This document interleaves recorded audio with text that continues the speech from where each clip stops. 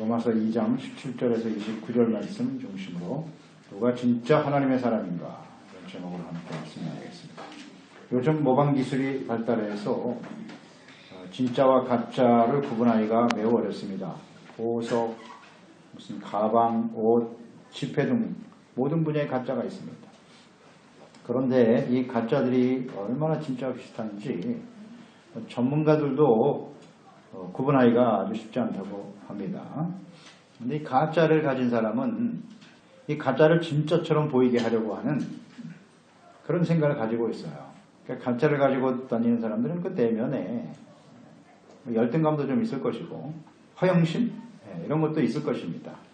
그래서 자신이 가진 것이 누군가가 가짜다라고 말을 하면 화를 내면서 그것이 진짜라고 끊임없이 설명하기를 힘쓰는 그런 사람도 있죠. 자꾸 변명을 들어놓는 사람들도 있고. 그러나 진짜를 가지고 있는 사람이라면 이게 자기가 가진 것이 진짜이기 때문에 굳이 설명할 필요도 없고 거기에 대해서 반응할 필요도 없습니다. 그리스도인들 중에도 진짜와 가짜가 있어요. 겉으로 보기에는 구분하기가 아주 쉽지 않습니다. 하나님의 자녀와 그리스도인이 되는 것은 스스로 선택해서 노력해서 되는 것은 아닙니다. 하나님께서 직접 택하시고 부르셔서 말씀과 성령으로 거듭나게 하시고 예수님을 하나님의 아들이요 그리스도이심을 온전히 믿고 영생을 얻게 하시는 또 하나님의 자녀가 되어 영광스러운 하나님의 나라를 기업으로 받게 하시는 철저한 하나님의 은혜로 되는 것이죠. 하나님이 직접 낳으셔야만 자녀가 되는 것입니다. 그런 사람들이 진짜죠. 하나님께서 직접 나오신 거듭나는 체험이 없는 그런 그리스도인들은 자신이 확신이 없죠. 일단 자녀라고 하는 그리스도인이라고 하는 확신이 없어요. 그러니까 신앙생활을 하면서 자신이 진짜인 것처럼 모방을 하게 되는 거예요. 탈을 쓰게 되는 거죠. 형식적인 종교생활을 통해서 자기가 진짜인 것처럼 보이려고 아주 애를 쓰는 거죠. 교회 출석, 예배, 찬송, 기도, 말씀 공부하는 일, 배우는 일, 봉사도 열심히 해요. 그런데 그 사랑이 동기되지 못하고 있고 또 그 마음속에 어떤 기쁨이나 감격, 감사 이런 것들이 결여되어 있어요. 그렇게 굉장히 열심히는 하는데 스스로 매우 힘들죠. 마음의 동기부여도 안 되고 기쁨도 없고 감격도 없으니까 지속적일 수 없겠죠. 가다가 중단될 수밖에 없는 그런 모습일 수밖에 없죠. 그렇게 세월이 흘러가면서 연륜이 쌓이고 또 직분도 받게 되죠. 그래서 자신이 진짜라고 하는 착각 속에서 이제 살아가게 되는 거예요. 하지만 말씀을 통해서 혹은 사람들로부터 가짜라는 말을 듣게 될 때 굉장히 흥분합니다. 내가 왜 가짜야? 그러면서 변명을 하고 여러 가지 합리화시키려고 말을 많이 하죠. 그리고 위선의 탈을 쓰기도 합니다. 하지만 진짜 하나님의 자녀는 책망을 받거나 하면 겸손히 회개하고 돌이키지 내가 진짜라고 굳이 설명할 필요가 없어요. 화를 낼 필요도 없고 더더욱 분노해서는 안 되죠. 진짜는 겸손해요. 겸손합니다. 그리고 하나님의 자녀임을 자기가 분명히 알고 있기 때문에 굳이 다른 설명을 할 필요가 없는 것이죠. 다른 반응을 할 필요가 없습니다. 그래서 로마서 1장에서 하나님의 진노가 임할 사람이 누군가 우리 말씀을 들었죠. 하나님을 알지 못하는 이방인들이죠.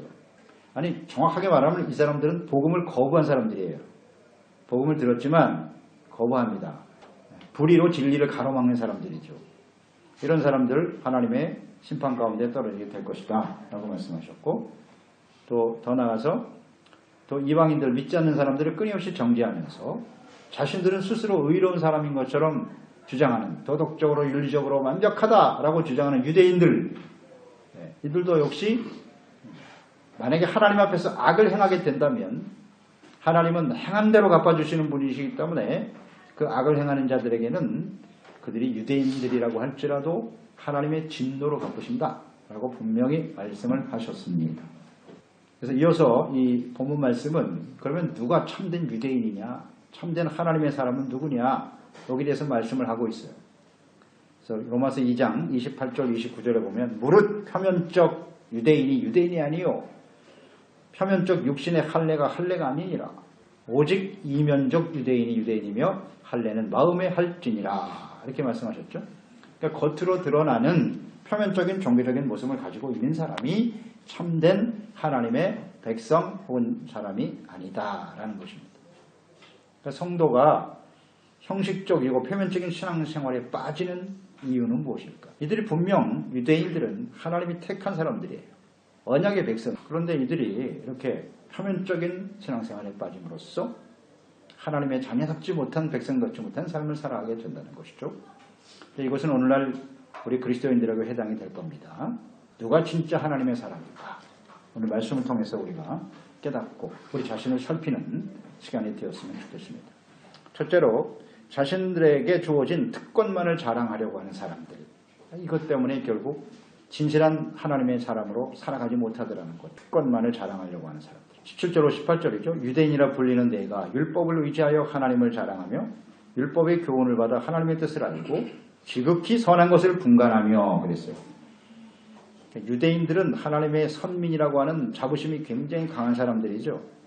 그러니까 유대인들은 자신들만이 하나님의 선택받은 특별한 사람들이라고 생각하면서 선택받았기 때문에 하나님께로부터 자신들은 의로운 사람들이다 이렇게 생각을 합니다. 따라서 선택받지 못한 이방인들은 악한 죄인들이다 이렇게 생각하면서 살아가죠. 문제는 자신들이 선택받은 하나님의 자녀들이면서도 끊임없이 악을 행하고 살아간단 말이죠.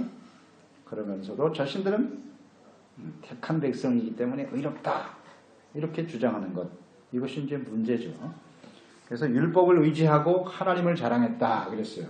율법, 하나님을 알고 자랑하는 것. 그들은 율법을 알고 있죠. 이스라엘, 하나님의 택한 백성들이니까 나름대로 지키고 살아가고 있기 때문에 완전하지 못하지만 그래서 스스로 의로운 자라고 그렇게 확신하고 있었습니다. 율법을 들었고 배우고 알고 의지하면서 또 율법을 통해서 하나님을 알기도 하고 그 하나님을 자랑하기도 하지요.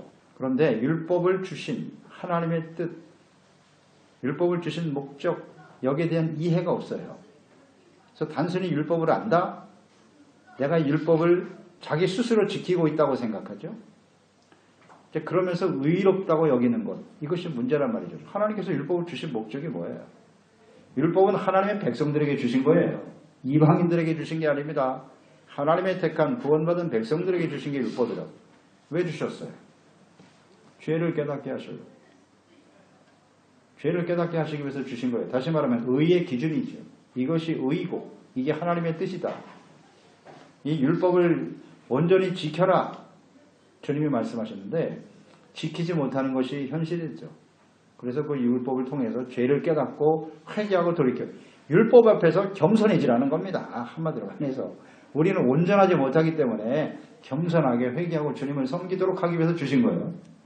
그런데 율법의 의미, 목적도 모르면서 내가 율법을 알고 있기 때문에 나는 의로운 사람이라고요? 이게 유대인들의 문제였어요. 오늘날 그리스도인들의 모습이기도 하겠죠. 단순히 하나님을 알고 또 하나님을 자랑하기도 하죠. 말씀을 알고 배우고 있다고 해서 내가 다 의로운 사람이냐, 온전한 사람이냐, 그렇지 않다 하는 것을 우리는 잘 생각해야 합니다. 그래서 우리도 하나님의 말씀을 배우잖아요. 잘 알고 있죠. 또 가르치기도 하고 사람들에게 증거하기도 하면서 예수님을 전하기도 하는데 이 하나님의 말씀대로 순종하지 않는 문제, 특히 이제 신약 성도들은 이 부분에 대해서 굉장히 자신에 대해서 반대하죠. 율법은 구약에나 있는 것이고 오늘 신약에는 그것이 필요 없다. 지킬 필요가 없는 것이다. 여기 굉장히 자유로운 생각을 갖고 있어요. 그래서 예수 믿고 구원받아 예수님이 대신 십자가에서 우리 죄를 용서해 주셨기 때문에 이제 우리는 죄를 짓고 살아도 문제없다. 이런 안일한 생각을 갖고 있단 말이죠. 그러니까 나는 교회 다니고 말씀 듣고 말씀을 알기 때문에 나는 의로운 사람이야. 유대인들과 비슷하죠. 이런 성향을 가지고 살아가는 것, 이것이 큰 문제라는 거예요. 이것을 조심해야 된다. 내가 하나님의 자녀입니다. 특권의식만 계속 강조하는 거예요. 그러면서 하나님의 자녀답게 살아가는 일에는 별로 관심이 없는, 이것에 대해서 주님께서 지금 말씀을 지적하고 계시는 거죠. 그러니까 이런 사람들은 우리가 하나님의 은혜로 죄사함 받고 구원받았다는 거, 이걸 자꾸 잊어버리는 것 같아요. 은혜로 우리가 대단한 의인이기 때문에 이루어진 게 아니고요. 죄인임에도 불구하고 하나님의 은혜로 예수님의 십자가에 엄청난 대가를 지불하고 우리가 죄사함받고 용서받았다는 사실을 자꾸 잊어버려요. 이것이 문제입니다. 그리고 우리가 은혜로 구원받아서 주님을 섬기는 일에 대해서 자기 스스로 좀 과대평가하려고 하는 그런 성향이 있어요. 이것을 조심해야 합니다. 우리가 하나님 앞에서 헌신할 수 있겠죠. 11조를 드리면서 야, 내가 이걸 실천한다고 난 대단한 사람이야. 이렇게 생각한단 말이죠. 하나님 앞에 11조 드리는 건 당연한 거예요. 마땅한 일을 하면서도 내가 대단한 사람이지 라고 생각하거나 예배 드리고 헌신하고 봉사하는 것 구원받고 은혜 받은 사람은 마땅히 해야 될 일 아니에요? 근데 그걸 무슨 대단한 사람인 것처럼 스스로를 자꾸 높이려고 하는 그런 성향이 있단 말이죠. 나만큼 봉사하고 나만큼 기도하는 사람이 어디 있어. 그것으로 인해서 스스로를 높이고 위롭다고 여기려고 하는 이런 생각들을 가지고 있어요. 그러나 현실은 어떻습니까? 여전히 육체 정욕으로 인해서 범죄하고 쉽게 교만에 빠지죠. 쉽게 죄악에 빠질 수밖에 없는 우리의 연약함, 이런 것들을 깨닫지 못하고 말입니다. 겸손하지 못하고 어떤 종교적인 모습을 가지고 있다고 해서 스스로 완전한 의인인 것처럼 여기는, 또 그렇게 가르치는 것도 잘못이에요. 물론 예수 그리스도를 통해서 우리가 죄사함 받고 의롭다움을 얻게 된 것은 사실입니다만, 그러나 그 이후에 우리의 모습은 온전하지 못하다는 것을 솔직하게 고백해야 돼요. 근데 그렇지 못하고 죄를 깨닫고 애통하는 삶을 계속하지 못한다는 거죠. 그것이 이제 당시에 유대인들의 모습이었고, 오늘날 이 시대에 죄종들과 그리스도인들의 모습이기도 하죠. 애통하는 마음이 사라졌어요. 정말 진실한 마음으로 회개하고 돌이키려고 하는 이런 사람이 사라져버린. 과연 이런 사람들이 진정 하나님의 백성이요 하나님의 자녀라고 할 수 있을까요? 두 번째는요, 스스로를 의롭다고 여기는 외식과 위선, 이게 문제예요. 의식하는 거, 위선적인 태도.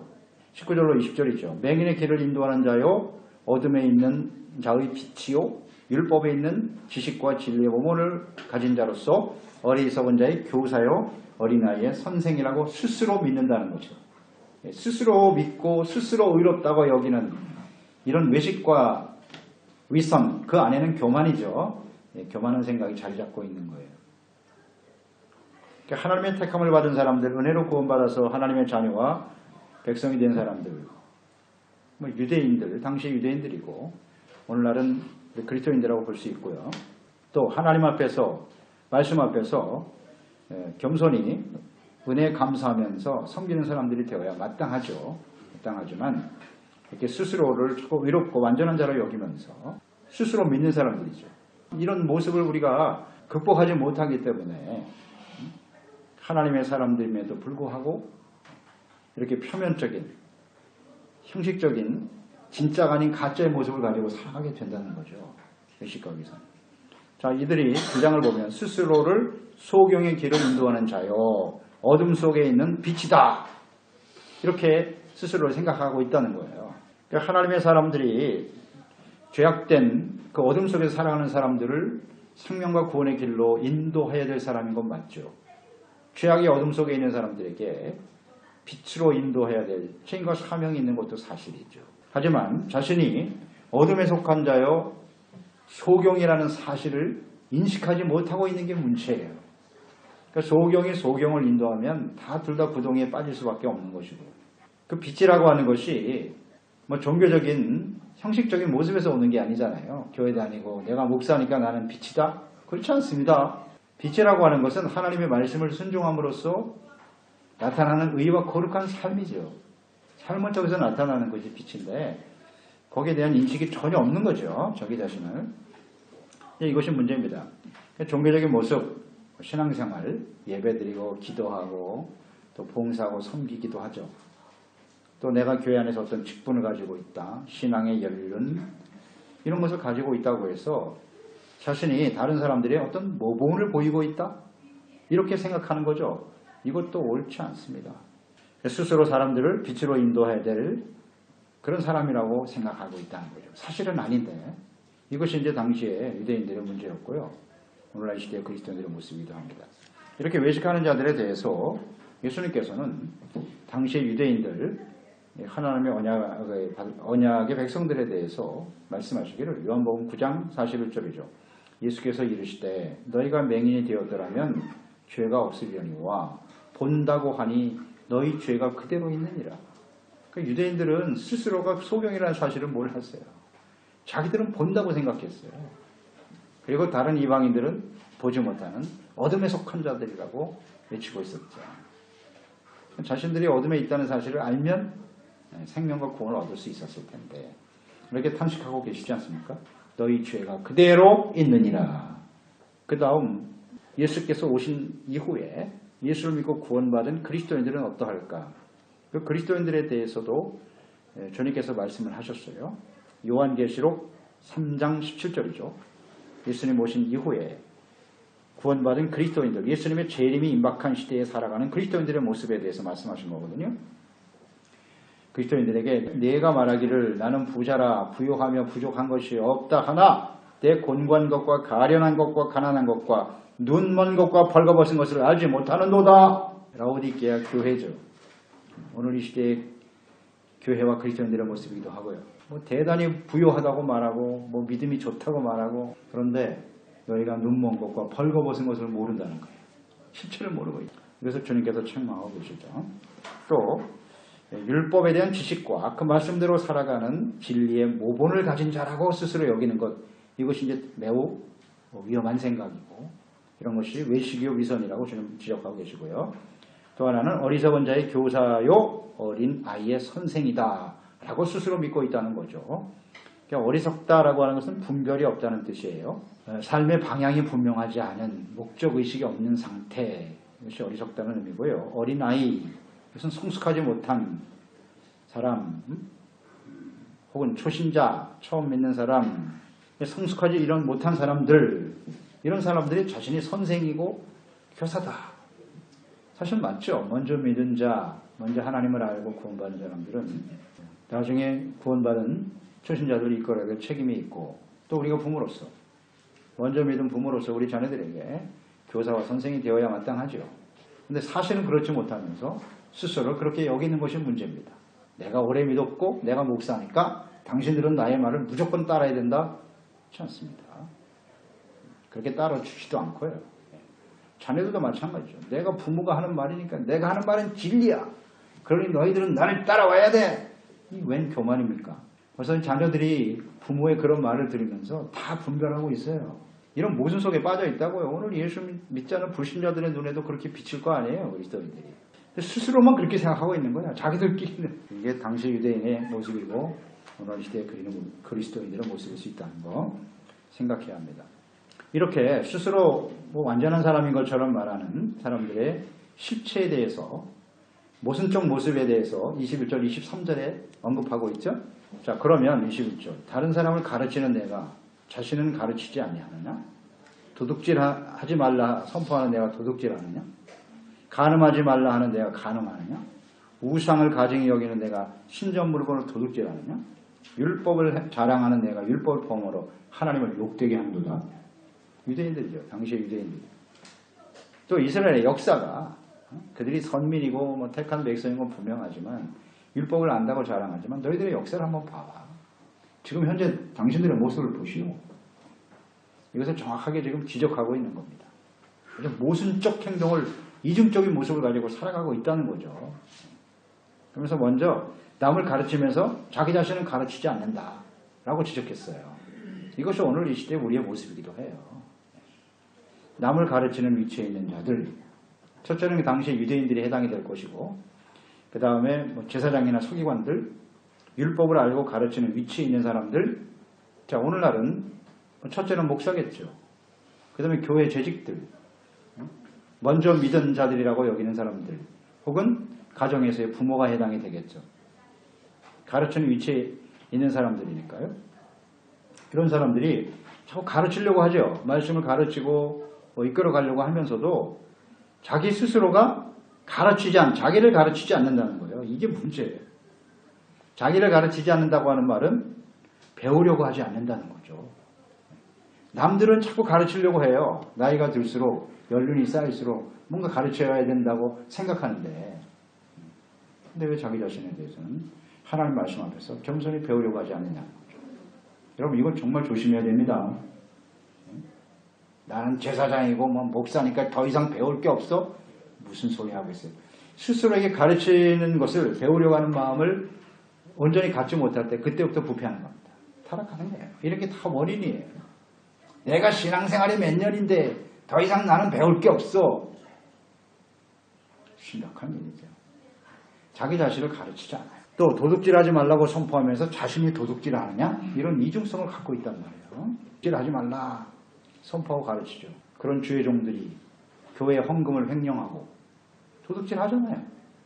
그러면서도 자기는 옳다고 얘기해요. 전혀 죄책감이 없어. 재물의 주인이 하나님이심을 가르치고 선포하면서 정작 자신은 하나님 앞에 온전히 헌신하지 않아. 하나님의 것을 도둑질한다는 사실도 인정하지 않죠. 그리고 세상에 살면서 이웃에게 속여서 빼앗고 직장생활하고 사회생활하면서 공금을 횡령하기도 하고 겉으로는 도둑질하지 말라고 말하면서도 말입니다. 이런 모습을 갖고 있죠. 또 간음하지 말라 하는 내가 간음하느냐? 뭐 하나님은 다 알고 계시는 거죠. 성적으로 순결해야 될 하나님의 사람들이 말이죠. 그리스도인들의 부부와 가정이 이런 간음으로 인해서 파괴되어 가고 있잖아요. 음란한 글이나 책, 영상들 뭐 넘쳐나죠. 이런 것들을 가까이 하잖아요. 성적으로 음란하지 말아야 된다고 가르치는 자들이 맨날 여기에 탐닉하고 빠져서 더러운 짓을 한단 말이에요. 그러면서 순결을 지켜야 된다고 계속 말하고 있잖아요. 이런 위선적인 모습을 가지고 있어요. 이걸 조심해라.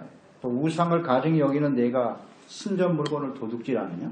여기 신사 물건을 도둑질한다라고 하는 것은 결국 하나님의 것을 도둑질한다는 뜻이에요. 하나님보다 다른 것을 더 중요하게 여긴다는 의미를 가진 말인데요.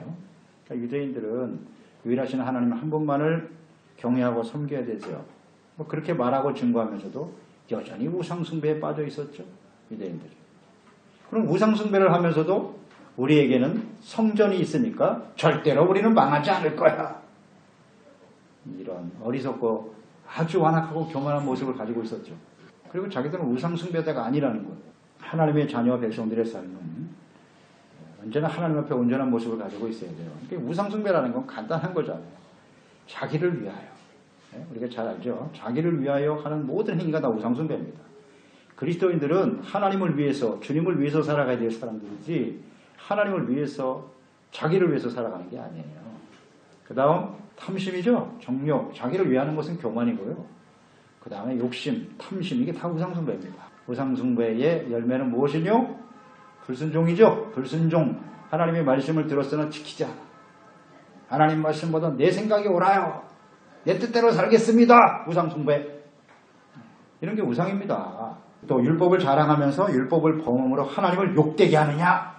하나님의 계명, 율법을 알고 있음을 자랑하면서 말씀을 불순종한다. 이것이 곧 우상숭배이면서 이것은 하나님을 아주 멸시하는 일이에요. 주님의 말씀을 순종하는 게 결국 의와 거룩함이지 않습니까? 하나님의 자녀 백성들이 의와 거룩한 삶을 상실해버리면 이것은 더 이상 하나님의 백성이라 할 수가 없어요.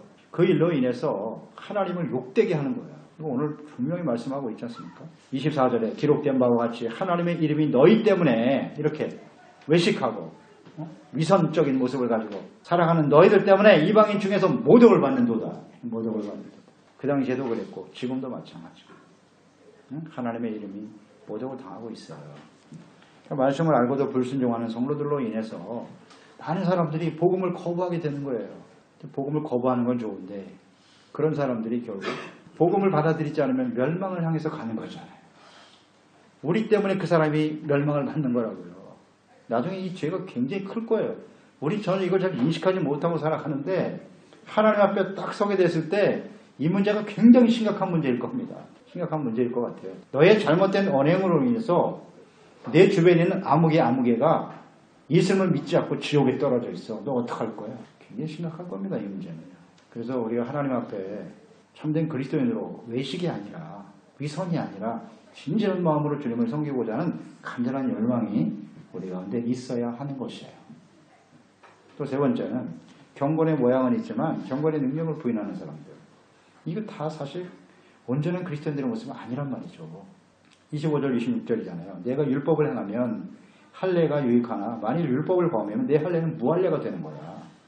그러죠. 무할례자가 율법의 규례를 지키면 그 무할례를 할례와 같이 여길 것이 아니냐? 할례라고 하는 것은 이스라엘 백성들에게 하나님이 주신 언약이죠. 하나님의 백성으로 인정해 주시겠다라고 하는 징표였습니다.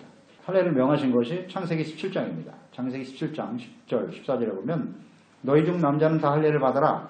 이것이 나와 너희와 너희 후손 사이에 지킬 내 언약이다. 할례를 받지 아니한 남자 곧 그 포피를 배지 아니하는 자는 백성 중에서 끊어지리니 그가 내 언약을 배반하였음이니라. 할례 받지 않으면요 하나님의 백성에서 끊어집니다. 단절되는 거예요. 하나님의 백성이 아니라고 하셨어요. 그러니까 할례를 받으라고 명령하시고 그 다음에 이제 주님께서 이 하나님의 백성들 이게 구별됐다는 거거든요. 세상 사람들과 하나님의 백성의 차이는 할례를 받았느냐 받지 않느냐로 구분하게 되는데 그럼 그것이 전부냐? 그렇지 않죠. 창세기 17장이니까 이미 율법을 말씀하시기 이전이죠. 할례는 율법 이전이에요. 이전에 하나님의 거룩한 백성이라는 언약의 징표라고 볼 수 있고요. 그 다음에 구원받은 이후에 이제 출애굽에서 나온 이후에 하나님께서 율법을 주셨거든요. 그러니까 할례를 받은 사람들에게 주신 것이 율법이에요. 그러니까 너희가 할례를 받아서 세상 사람들과 구분이 됐는데 그러면 할례 받은 구별된 하나님의 백성은 어떻게 살아가야 되는 건데? 하고 율법을 정확하게 내려주신 것입니다. 그러니까 할례 받은 사람이라도 하나님의 백성이라고 하는 하나님의 언약은 있지만 그들이 율법의 말씀을 지키지 않으면 계속 죄악된 모습으로 흘러가면 주님께서 끊어버리신다잖아요. 너는 더 이상 하나님의 백성이 아니야. 라고 말씀하셨다는 겁니다. 그러니까 율법 할례 받았다라는 것만 자랑해서는 안 된다는 거예요. 그것 자체가 우리를 온전한 의인이라고 주님께서 인정해 주시지 않는다. 이것이 이스라엘 전체 역사에 나타난 하나님의 뜻이 아니겠습니까? 자, 할례는 오늘날 세례죠. 세례받고 침례받는 것을 의미한다고 볼 수 있을 텐데 우리가 세례를 받고 교회의 주체가 되었다. 교회 일원이 되고 성도가 되었다. 그렇다고 해서 그 사람이 완전히 그리스도인이 된 것입니까? 세례만 받으면 아무렇게나 사도 천국 갑니까? 그렇지 않습니다. 그래서 우리는 좀 잘 생각해야 돼요. 세례받은 이후에 하나님에 대해서 배워야죠. 예수 그리스도에 대해서 말씀을 배우고 그 말씀을 주신 목적은 간단하죠. 율법을 주신 목적이 죄를 깨닫고 회개하고 돌이켜 깨닫고 회개하는 거예요. 그래서 용서받고 위롭다함을 얻어 하나님과 함께 동행하며 살아가는 것이 율법을 주신 목적이듯이 오늘날 이 그리스도인들에게 하나님의 말씀을 기록하여 주신 이유도 마찬가지잖아요. 디모데후서 3장 16절 하나님의 말씀, 성경은 하나님의 감동으로 된 것이다. 책망, 교훈, 바르게 함과 의로 교육하며 하나님의 사람으로 온전케 하기 위해서 성경을 주신 거예요. 그러니까 하나님의 말씀을 통해서 우리는 죄를 깨달아야 돼. 책망을 받아야 돼. 회개하고 돌이켜야 돼. 의의 삶이 무엇인가를 배우면서 성장해 가야 되는 거예요. 그게 하나님 뜻이죠. 그런데 세례만 받았다고 해서 다 완전한 그리스도인이야? 의로운 사람이야? 이 부분에 대해서 우리는 분명한 이해가 있어야 돼요. 그래서 예수님께서 산상수훈 마지막 부분에 하신 말씀 중요하니까 우리는 계속 이 말씀을 봐야 돼요. 마태복음 7장 21절 23절 나더러 주여 주여 하는 자마다 다 천국에 들어갈 것이 아니요 다만 하늘에 계신 내 아버지의 뜻대로 행하는 자라야 들어가리라. 그날에 많은 사람이 나더러 이르되 주여 주여 우리가 주의 이름으로 선지자를 노릇하며 주의 이름으로 귀신 쫓아냈고 주의 이름으로 많은 권능을 행하지 아니하였나이까 하리니 그때 내가 그들에게 밝히 말하되 내가 너희를 도무지 알지 못하니 불법을 행하는 자들아 내게서 떠나가라. 상관없대요. 예수님께서 선지자 노릇하고 뭐 능력을 행하고 이것을 우리는 깊이 진지하게 받아들여야 돼요. 누가 참된 하나님의 사람일까? 할례와 세례를 받은 표면적인 유대인과 성도들이 아니라 할례는 마음에 받으라고 그러셨잖아요. 주님께서 마음에 받아야 됩니다. 할례의 의미는 잘라낸다는 뜻이잖아요. 포피를 잘라내는 건데 이 육체의 포피만 잘라낼 게 아니라 우리 마음속에 있는 이런 죄악들을 깨닫고 잘라버리라는 거죠. 육체의 할례는 받아놓고서 마음속에 있는 죄악은 그대로 남겨놓고 있다. 버리지 않아. 그게 무슨 하나님의 자녀야? 라고 주님께서 말씀하고 있는 거죠. 그래서 우리의 주어진 시간 동안 완전한 사람은 없어요.